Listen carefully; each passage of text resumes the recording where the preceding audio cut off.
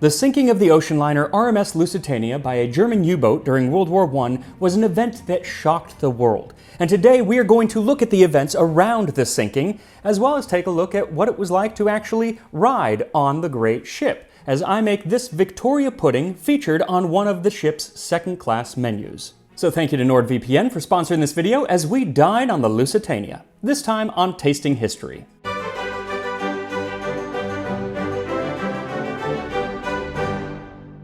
So most people know the Lusitania for being the target of a German torpedo on May 7, 1915. And in school, we were taught that it was one of the leading causes that brought America into World War I, though the fact that we didn't get into the war for 2 more years turns out, yeah, it was there, but it's not really one of the leading causes. There was a lot more. It's very, very complicated, and that's not what this episode is about. But regardless, before she became famous for sinking, the Lusitania was renowned for her luxury and her speed, 2 of the most important things that you want in an ocean liner, especially at the start of the 20th century. Now, unfortunately, I was unable to actually find a menu from the last meal on the Lusitania, which would have been lunch on May 7, 1915, just a couple hours before she sank. But because the ship, which launched in 1907, was in operation for the better part of 8 years, there are numerous menus that exist from those years, mostly from the first and second class. So when choosing a dish to make, I had so many options, but eventually decided on Victoria pudding, which was served to the second class on Thursday, October 9th, 1913. What's interesting is that this same exact dish was served to the first-class passengers aboard the RMS Titanic on April 11th, 1912. The thing is, throughout history, there are several dishes that go by the name Victoria pudding, and they're all quite different, so I'm not entirely sure which one this was, but since it was meant to be a dish to impress, I am going to guess that it's the recipe that can be found in the 1894 cookbook Fancy Ices by Mrs. Agnes B. Marshall. Now the recipe is quite long, so I'm not going to read the entire thing right now, but I will put the full thing up on tastinghistory.com, my website. But for now, here are just some highlights. Take 1 pint of vanilla custard. Add to it the puree of 6 large or 8 small raw ripe bananas that have been pounded with 1 ounce of castor sugar, the pulp of 2 oranges and 1 lemon, and a 1/4 pound of raw ripe or cooked pineapple. Mix these together and color with a little of Marshall's apricot yellow and rub through a fine hair sieve. Flavor with a wineglassful of orange flower water, a teaspoonful of vanilla essence, and a wineglassful of brandy. This is then made into an ice cream that's kind of mixed with some whipped cream, and then it's put into a mold and frozen into a pretty shape, and then you make banana compote and put that all around it. The thing is, to start the recipe, you need that vanilla custard, and she does not give you a recipe for vanilla custard in this book.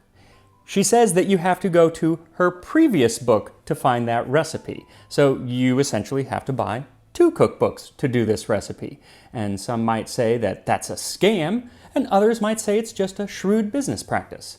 I would say that's a scam, and I promise in my next cookbook you will not have to buy the first cookbook to make any of the recipes. They will be standalone. Luckily for me, I do have Agnes Marshall's first cookbook, so this is what you need to make her vanilla custard. 2 cups or 475 milliliters of heavy cream, a heaping 1/2 cup or 110 grams of sugar, 7 medium or 6 large egg yolks, a pinch of salt, and 1 teaspoon of vanilla. So first, sprinkle the salt over the egg yolks and then add the sugar and whisk until they are a nice pale yellow. Then add in the vanilla and whisk that in, and then heat the cream until just simmering, take it off the heat, and then we're going to add it to the eggs. But you can't just pour the whole thing into the eggs or you'll have scrambled eggs, so we need to temper them by taking 1 ladle at a time of the hot cream and adding it to the egg yolks, whisking it in, and only then adding another ladle. After 3 or 4 ladles worth, you can then add the rest of the cream and whisk until smooth. Then you can either set this in the fridge, or even faster, you would take the bowl and put it into another bowl that has an ice bath in it, and it should cool down the whole custard in about 10 minutes.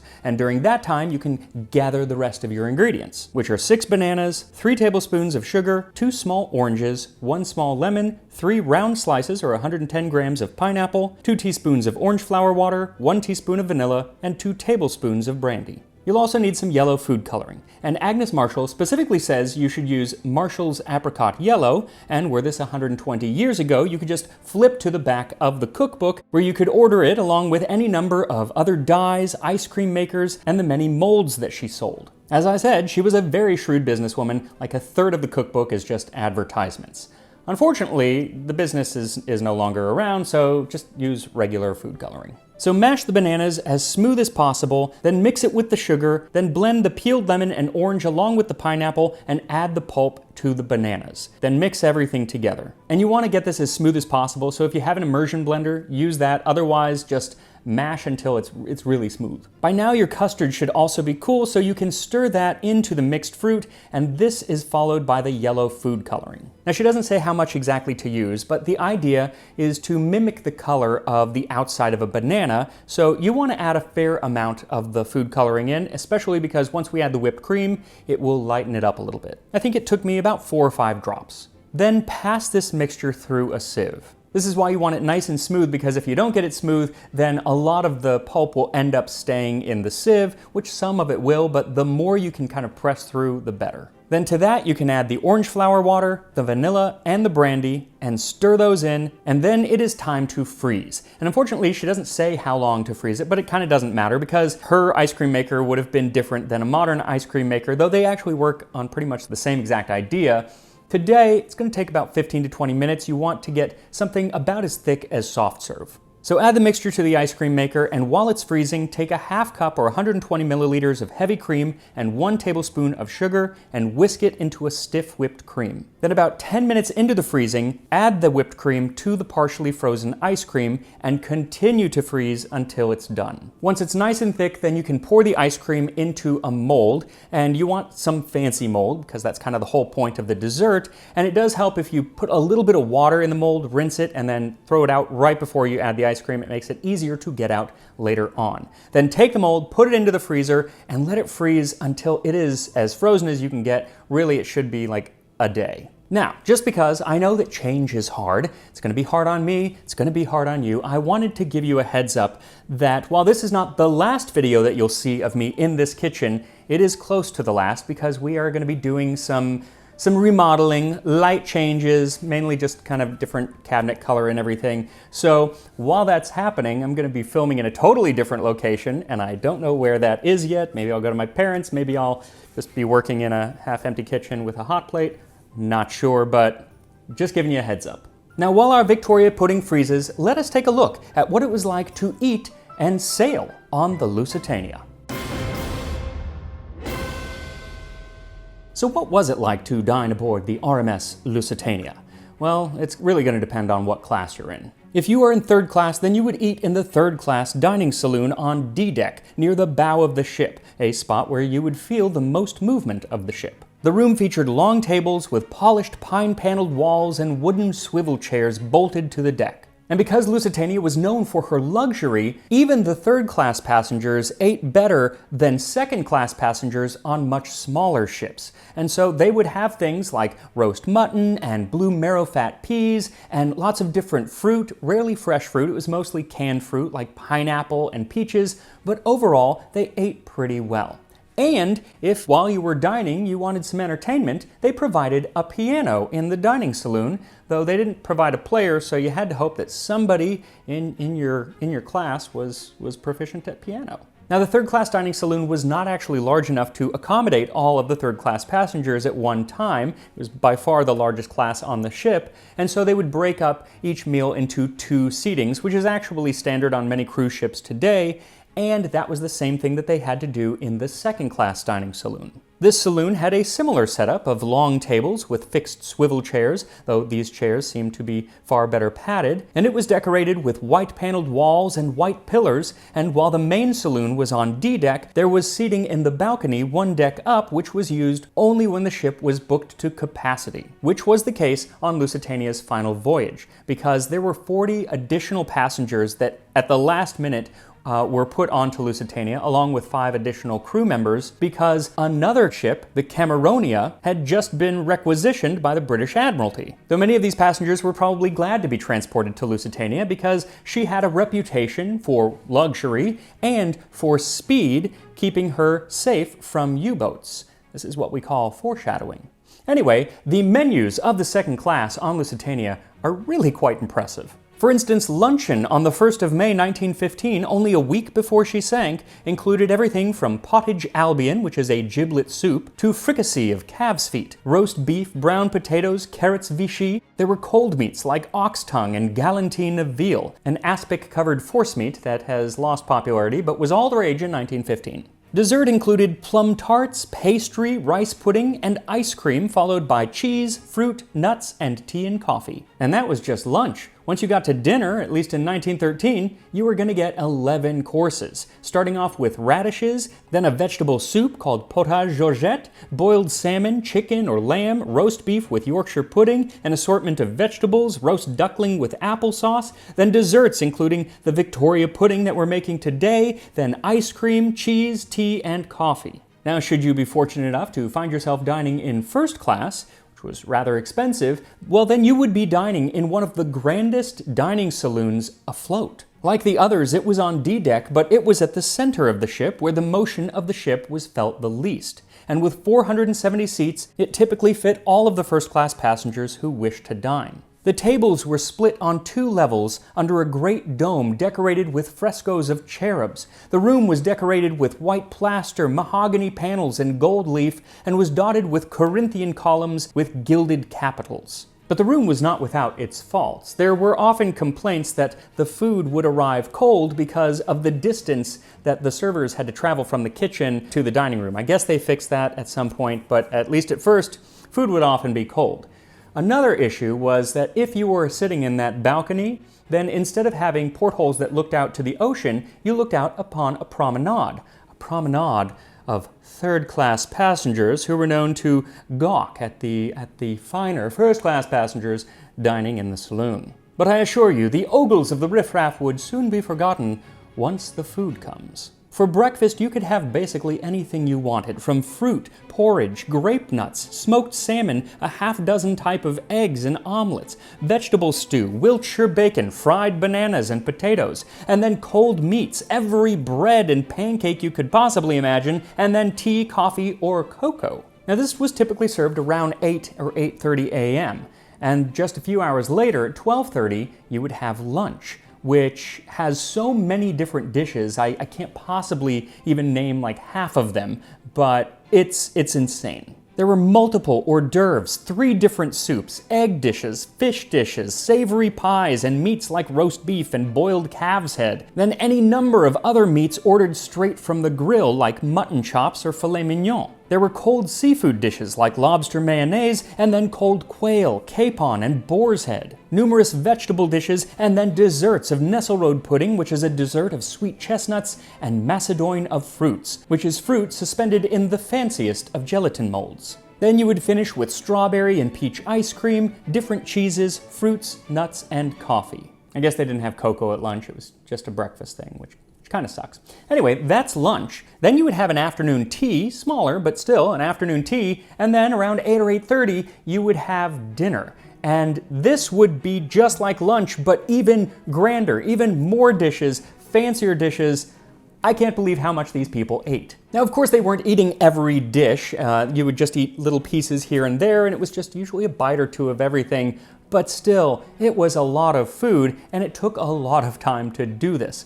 And I don't know about you, but when I was a kid, I couldn't really sit through an hours-long dinner. I know kids in the early 20th century are probably super well-behaved, but they didn't sit through these hour-long dinners either, because should you bring children aboard with you, they didn't come to the meals. They were sat with a stewardess who would feed and entertain them and keep them away from the adults. And these stewardesses had a lot on their plate, so to speak, because during that last voyage, a single stewardess was saddled with 22 children at one point. Now, after your childless dinner, it was time to smoke and drink, something that you would have done before the meal and between most meals, and probably several times a day, especially the smoking. They smoked a lot. I can just imagine that everything on that ship and kind of in the world just reeked of smoke. But luckily, the ship was prepared for this. On that last voyage, they had 30,000 Three Castles cigarettes, 10,000 Manila cigars, and 760 pounds of different pipe tobacco. And this was, of course, in addition to all of the tobacco products that the passengers themselves brought on. For drinking, the ship stocked 150 cases of black and white whiskey, 50 cases of Canadian Club whiskey, 50 cases of Plymouth gin, 30 cases of wine, 12 barrels of stout, and 10 of ale. Now, if you were in first class, you would enjoy music while you dined, provided by the string quintet aboard. And should you be very fortunate, you might be invited to actually sit at the captain's table. Now, on most Cunard ships of the day, the captain was not only responsible for keeping the ship going and getting to where it needed to go on time, but also for entertaining some of the passengers. See, in the days before cruise directors, it was up to the captain to kind of walk around the ship and schmooze with some of the more elite passengers. He would also be in charge of giving the Sunday service, the church service. And he would have a captain's table where he was expected to sit and dine with the most important passengers on the boat. Now, this was something William Turner, who was captain of the Lusitania on her final voyage, was not a fan of. Nor was he very good at it. In fact, his housekeeper, who then turned into his life partner, once said that Captain Turner described the passengers as a load of bloody monkeys who are constantly chattering. So he actually preferred to eat in his cabin and just kind of skip the whole captain's table routine, though sometimes he couldn't. When he was working on other Cunard ships, and he was captain of many of their ships, including the Carpathia, which was under a different captain, the ship that rescued the Titanic survivors, and I'm going to do a video on that experience. But when he took over Lusitania, he didn't have to do any of this stuff because the ship was large enough that the line was like, it requires your full and utmost attention, so we're going to provide you with a staff captain who is more affable and will relieve you of your social responsibilities. And this was a good thing because in 1915, the captain of the Lusitania had a lot more to worry about than entertaining some fancy folks. He had to worry about German U-boats. The submarines of the German Navy had become a plague on the shipping lanes, especially around Ireland and Britain. And in the days before Lusitania left New York for Liverpool, numerous warnings that U-boats were willing to strike passenger and merchant ships were making headlines. Now granted, these passenger ships were not just taking passengers over to the UK, but they were also taking supplies, food, even munitions to help them with their war effort. So some people say, well, they're fair game. Even then, people were like, you know, you're taking your chances. Even just a few days before Lusitania left New York, Washington, D.C. got a message from Germany saying, we are going to fire upon any ship that is flying a British flag, especially the Lusitania. And they printed this in the newspapers, saying travelers sailing in the war zone on ships of Great Britain or her allies do so at their own risk. Now personally, I would have probably canceled, but people then seemed to be undeterred. First of all, many people thought that Germany was bluffing, that they wouldn't actually attack a passenger ship. Second of all, Lusitania was very, very fast, and German U-boats are not very fast, especially when they're underwater. So there was no problem with Lusitania just outrunning a U-boat, provided they knew it was there. And while it's always hard to know exactly where a submarine is, there were warnings. Because just the day before she sank, around dinner time on May 6th, a warning came through to the wireless operators aboard Lusitania, saying submarines active off south coast of Ireland. Now the next day, on May 6th, only 16 hours away from their destination of Liverpool, lunch was served aboard Lusitania. And while nobody seems to have thought anything super out of the ordinary about the meal, some people did write about some things that in hindsight are rather important. At luncheon, the portholes in the dining saloon on Deck D were open, and so I doubt not that all the others on the deck were open. Here, let me state that I consider it most extraordinary that the portholes on the lower decks should not have been closed and sealed as we steamed through the war zone. And Charles Laureate was absolutely right, because should the worst happen and should the ship begin to sink, having all those portholes open would just hasten its demise by letting in more and more water. Another first-class passenger, Theodate Pope, who was dining with her friend, conveniently named Edwin Friend, recalled a young Englishman at our table had been served with his ice cream and was waiting for the steward to bring him a spoon to eat it with. He looked ruefully at it and said he would hate to have a torpedo get him before he ate it. We all laughed and then commented on how slowly we were running. We thought the engines had stopped. It had not stopped, but it kind of felt that way because, one, it was a very calm sea and so there was less movement of the ship, but two, they had slowed down. See, the original order was to head straight for Liverpool, full steam ahead, but they had kind of mistimed it, and should they keep going at full speed, they would reach Liverpool too early and have to sit outside of the bay where they were just a sitting duck for a U-boat. So they slowed down to 18 knots. Now by 2:10 p.m., most of the first-class passengers had finished their meal, and the second seating of the second and third-class passengers was about halfway done, so they were all still eating. A lot of people had come up onto the decks. It was a lovely day, the sea was nice and calm, and that is when one of the crewmen, Leslie Morton, recalled. At 10 minutes past 2, I looked at my watch, and putting it into my pocket, I glanced round the starboard side, and as roughly as I could judge, I saw a big burst of foam about 500 yards away, 4 points on the starboard bow.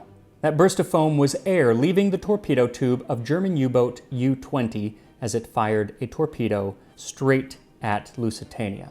And the sea was so calm that numerous passengers say that they were able to look into the water and see the torpedo coming at them. And it looked like chalk being drawn across the top of the sea straight toward the ship. One survivor, Oliver Bernard, told newspapers, "I was leaning against one of the windows of the Palm Lounge looking across an uncommonly calm and beautiful sea, brilliant in sunshine, when I saw on our starboard what at first seemed to be the tail of a fish. The next thing I observed was a streak of froth. We had all been thinking, dreaming, eating, sleeping submarine from the hour we left New York. And yet, with the dreaded danger about to descend upon us, I could hardly believe my own eyes.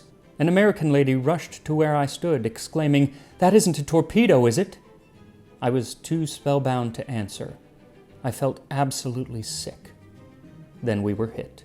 Just below the ship's bridge, 360 pounds of explosives detonated, sending a geyser of water, wood, and steel shooting up into the air. A hole about 40 feet wide and 15 feet tall was ripped open in the side of Lusitania. Now those at the far end of the ship or in the center of the ship, all they felt was a dull thud. But those near the explosion had water and pieces of steel and the remnants of lifeboat number 5, which was blown to smithereens, raining down upon them. But regardless of where you were in the ship, very quickly, everyone felt the list as it started to take on water. Immediately after the explosion, the ship took a sharp list to the starboard and a decided pitch by the head. You could feel the two separate motions very distinctly. It seemed as if she were going down at once, but then she stopped suddenly, as if the sea had met the watertight bulkheads, and she seemed to right herself and even raise her bow a little. This gave me a feeling of security, and I at first thought she would stay afloat.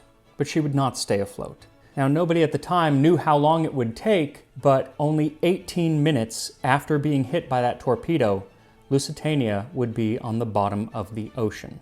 Now, while he didn't know how long they had left, Captain Turner did act decisively and decided lifeboats is going to be the best bet.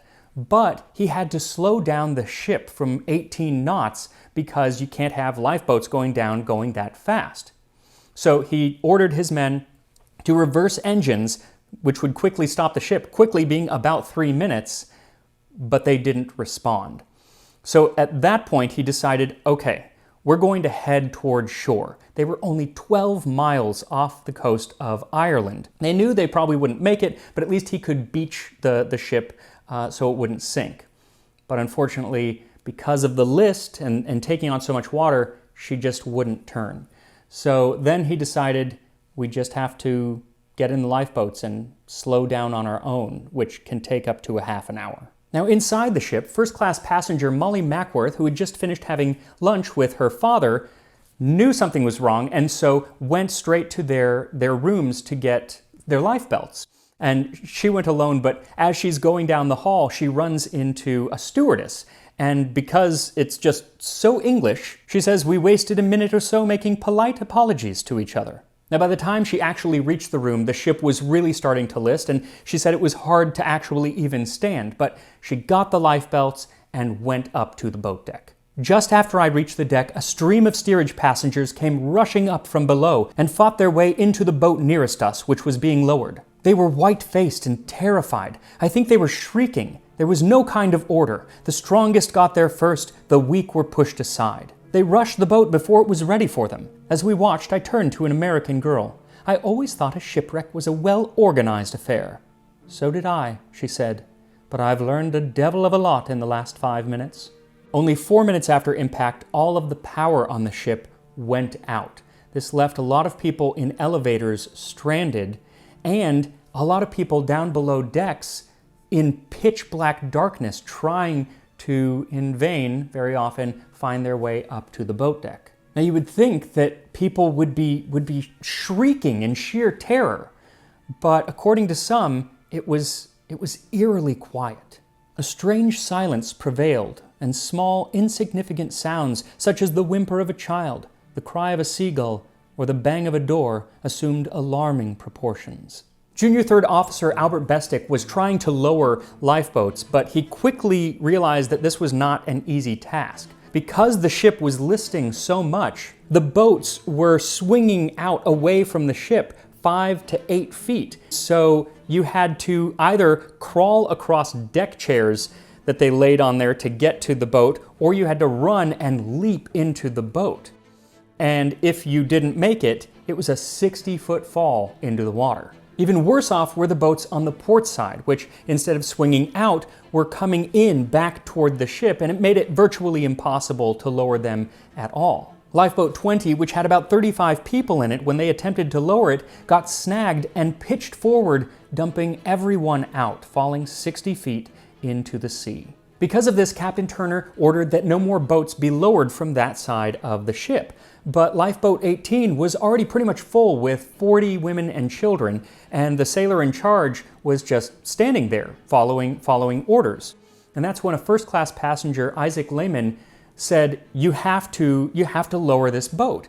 And again, he said, "These are my orders. I can't." So then Lehman takes out a pistol and points it at the young man. "Don't you see the boat is sinking? And the first man that disobeys my orders to launch the boat, I shoot to kill." So, being confronted with a guy with a pistol, the sailor swung his axe to release the pin, and of course the boat did not swing out. It swung back in toward the deck and smashed some people up against a wall, killing them instantly, injuring many others, including Lehman, the guy with the pistol. It crushed his leg. Meanwhile, on the starboard side of the ship, Leslie Morton, who was the one who first saw the torpedo, was successfully lowering Lifeboat 11. And it was getting down to the water. The problem was, because they were still going like 4 or 5 knots, the lifeboat is kind of now drifting back beneath the next lifeboat, he says Lifeboat 13, which is being lowered. That boat's ropes were both handled by inexperienced men from one section or another of the catering or stewards department, and instead of being lowered away, the ropes went with a rush, and number 13 lifeboat, full of people, dropped 25 or 30 feet fairly and squarely into number 11 lifeboat, which was also full of people. Now, it was actually probably Lifeboat 9 that went down, but regardless of the number, it doesn't matter. It killed many of the passengers instantly. And later on, Morton recalled that all of this was happening in such a rush that seeing that tragedy happen, it was part of a larger unfolding tragedy, which did not give one time to waste in either horror or sympathy. And I was looking out, having no boat now to attend to see if I could get a glimpse of my brother. The turmoil of passengers and lifebelts, many people losing their hold on the deck and slipping down and over the side, and a gradual crescendo of noise building up as the hundreds and hundreds of people began to realize that not only was she going down very fast, but in all probability too fast for them all to get away, did create a horrible and bizarre orchestra of death in the background.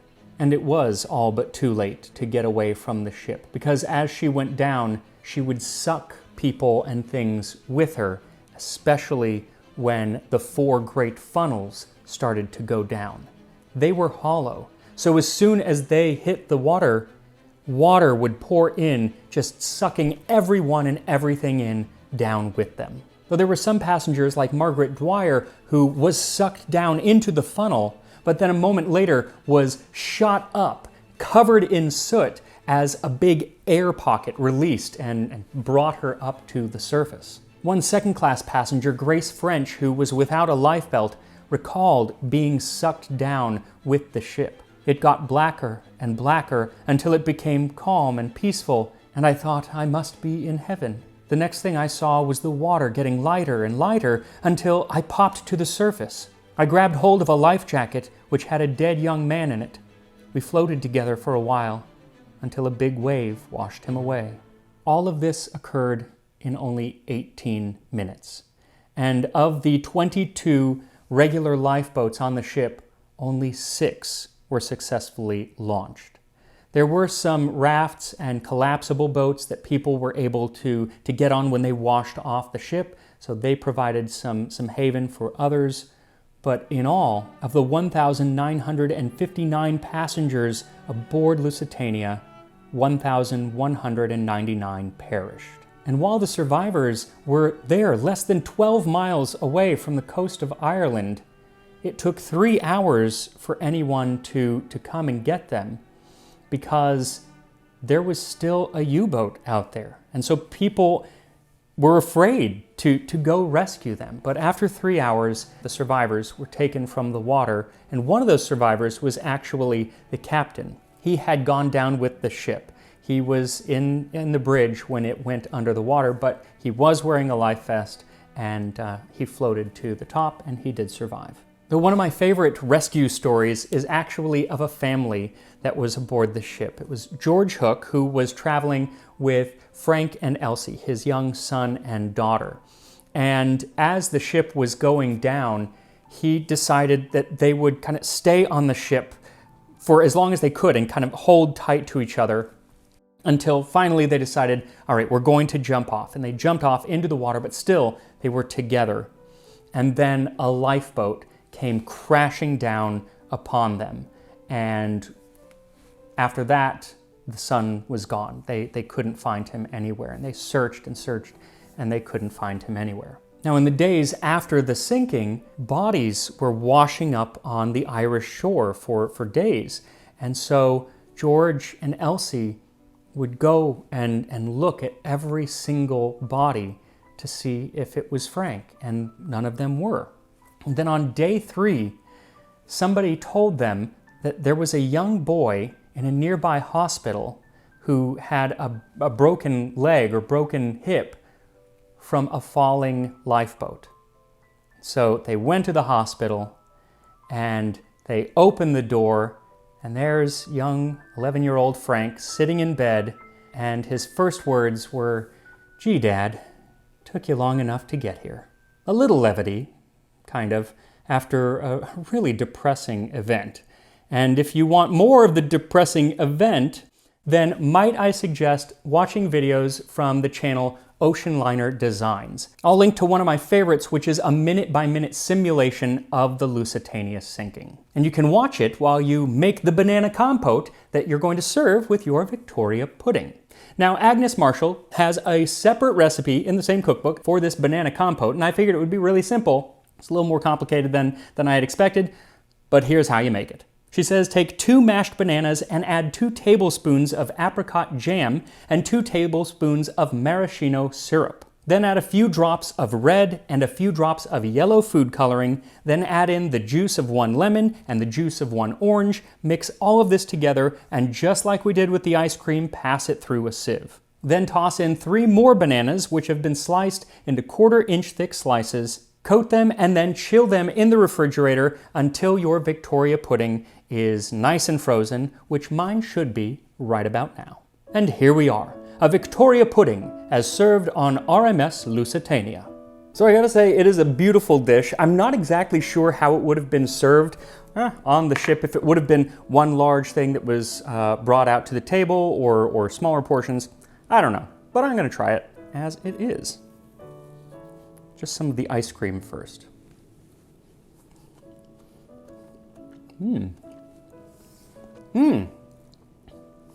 That's really good. So the first thing you get is the banana, because there's a lot of banana in there. Oh my gosh, there's so many layers. Because then you get like the super creaminess of it, and that's kind of what it coats your tongue. And then it is followed by the those floral flavors of like the orange blossom water and everything, but they're not overpowering at all. Oh, that's really good. All right, I'm gonna try it with some of the banana.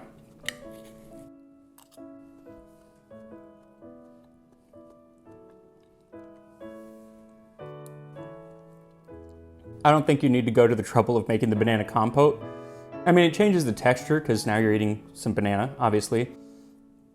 And if you want to, it's beautiful, it looks great, that kind of like vibrant red, but it doesn't really add to the flavor because it's a lot of the same flavors that are actually in the ice cream. So yeah, it's a lot of work, but it's absolutely worth it, I think, if you've got the time. Love it, love this British dessert almost as much as I love watching British television shows that I can only access with help from today's sponsor, NordVPN. See, with NordVPN, you can basically place yourself almost anywhere in the world. So like for me, many of the British TV shows that I love to watch don't actually air here or aren't available until like a year or 2 or 3 years after they've aired in Britain. So I just use NordVPN to set my location to London, and voila, I know who has been murdered in Midsommar. And NordVPN is really so much more than that, because they help to add an extra layer of protection against things like ransomware, malware, phishing, especially password phishing, which I have been victim to several times. So I also rely on Nord to help me with something called NordPass, where you can basically keep all of your passwords in one place that is secure, so you don't have to remember every single one. And right now you can get a huge discount with the purchase of a 2-year plan plus 4 extra months when you use my link nordvpn.com/maxmiller. And you can try it risk-free with a 30-day money-back guarantee. That is nordvpn.com/maxmiller. Now, this episode was supposed to, or is, wrapping up Transportation Month, an entire month of transportation-related videos. But while I was researching it, I had the question of, okay, now we know what they were eating on the Lusitania, but what were they eating on the U-boat that fired that torpedo? And so next week, we're going to talk about the experience of eating and living on a World War I U-boat, and specifically that U-boat that sank the Lusitania. So stick around for that next week, and I will see you next time on Tasting History.